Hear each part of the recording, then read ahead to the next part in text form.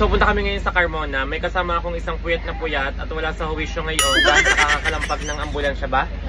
Kakalampag ng ambulansya, kakalampag ng speaker mo kagabi. Tulog na tulog ako. Bro, di ba? Christmas song? Sayang-saya ka nga sa ang Pasko ay kahit ano ko naman? September pala. Nagpatugtog na. Guys, si Ashley, magpapahilot lang naman sa Carmona. Ang takbo ng ambulansya ay parang mag-emergency dialysis. Ayan guys, papahilot. See you sa mga taga-Carmona dyan. At talagang ang mga organs namin ni Manuel. Hindi ka makakahilot dyan. Lahat ng organs ko puyat. Lahat ng organs namin ngayon ay darabungan sa loob dahil sa bilis ng ambulansya. Ay dahil tuluan din sa akin, nalagyan ko ng basahan. Tigil ang pagtulo. Dahil pambubong namin sa terrace ay tuluan.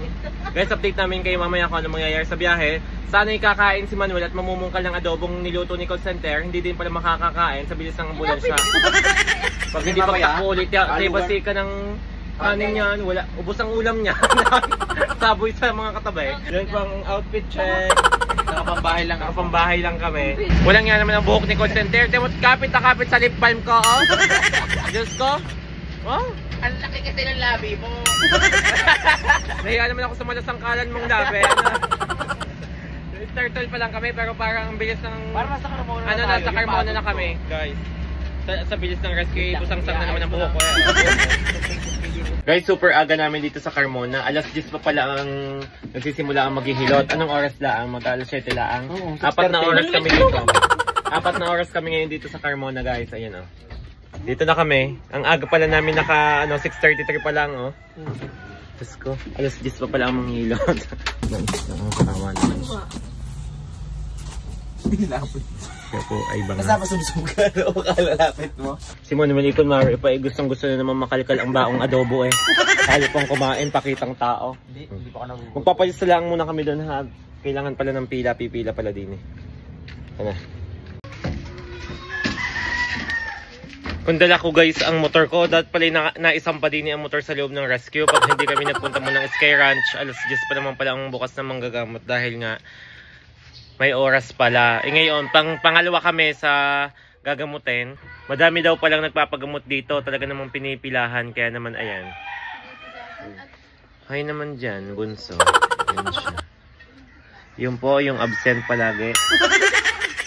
Ako'y uminom kagabi ng barley, diga. Walang niya. Ako'y nagpoops ngayon. Kundi sumugod din sa munisipyo ng Carmona. At ako'y dahil din talaga namang sakit ng tiyan ko. Mamimilipit ako. Kami nakalive. Sabi ko baga naman mamaya na tayo. Mamaya na ako'y mag-end live na. Hindi ko na kaya. Pilipit na ako guys. Ari ngayon. Nandito kami ngayon sa munisipyo.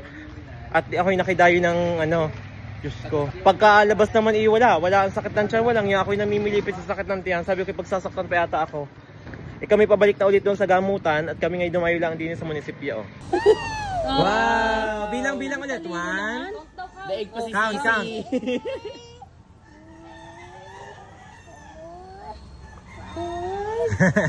Ay, inadequate. Ang galing naman ng batang Aret. Nasama kahit hindi ka kilala, guys. Mananakaw ka, baby? Mananakaw ang batang out. Hi, baby! Ay, alis na ata. Aalis ka na ba, baby? Bye-bye, baby! Nasama kahit kanino. Bye-bye! Hi! Si Manuel, buksi! Ayun, nakalak. Ayun guys, pauwi na, tapos na.